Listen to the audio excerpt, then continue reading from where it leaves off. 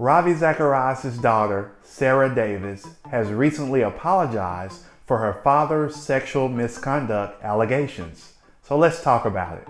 Sarah Davis, CEO of Ravi Zacharias International Ministries and oldest daughter of the late apologist, has apologized for her initial reaction to the allegations of her father's sexual misconduct, admitting she made serious errors that only furthered deep wounds.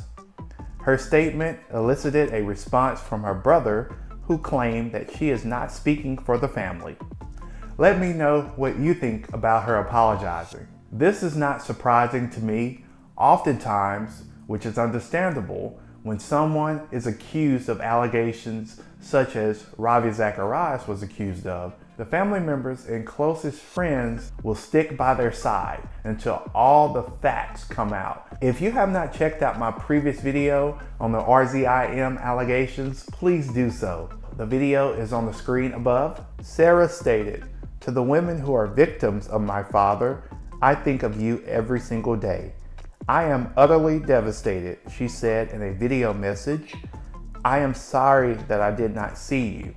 I am sorry that you were made powerless and rendered voiceless. When you did speak up, I didn't believe you. I'm deeply sorry for this." I don't know Ravi Zacharias. I don't know Mrs. Davis, but to all the women that are out there that have been taken advantage of by these men, as a Christian, I apologize to you. And I hope and pray that you're getting the counseling and the therapy and the help and the healing that you need. God bless you. An independent investigation released earlier this year found credible evidence of a long pattern of behavior by Zacharias, one of the most recognizable figures in American Christianity for decades. I'm not justifying what Ravi Zacharias did. I'm not condoning his behavior or any of these men's behavior. I just want you to know, as individuals, if you put these men and women on pedestals, and if you think that they're higher than God and they don't make mistakes, then you're wrong. This is not to the victims. You had nothing to do with this. But there has to be accountability in place. There has to be rules and boundaries in these organizations, in these churches, in these ministries, so you can snuff this out when it first happens. And if you know that these things are going on, you need to bring this up to the congregation. You need to bring this up to the pastor and the minister and the leader, because these leaders cannot continuously get away with actions such as this. Davis, who became CEO of RZIM in November of 2019, admitted that she erred by ignoring allegations against her father and defending his innocence. It's one thing to defend your father's innocence, but it's another thing to flat out ignore these allegations. Even if he's innocent, even if all the facts have not come out, you cannot ignore the allegations, especially because you're an employee of the ministry. She went on to state, "I earnestly wanted the truth, but I recognize that the steps I took didn't always show this," she shared. "I should have immediately called for an independent investigation in 2017, but I trusted my father fully, and I carried his narrative both in 2017 and then initially in 2020, when we were first made aware of those allegations. In both of these, I know that I caused pain. I did not serve well, and I did not love well. And for this, I'm deeply sorry." There's two important words here: serving and loving. God has called us to serve people. He's called us to love people unconditionally.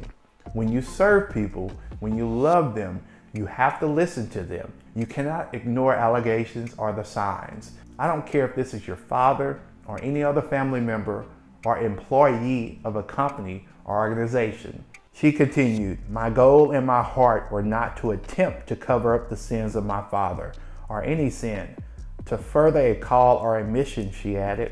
"I believe this man, my father, whom I loved and trusted more than anyone else, could not have done these things, but I was wrong." When anyone is committing a sin and trying to cover up their actions, just like in Ravi Zacharias' case, your sin will be exposed. You can only get away with this for so long. And I experienced this as well with my 20 years of lying and cheating. I tried to cover this up for so long, but after a short period of time, you're going to be exposed, and your character, your integrity, and your calling and influence will suffer. So for anyone that's out there that's being deceptive and they're cheating and lying, best believe that your sin will follow you and you will eventually get exposed. Davis said that she hopes to be a conduit of healing and move forward with truth and transparency.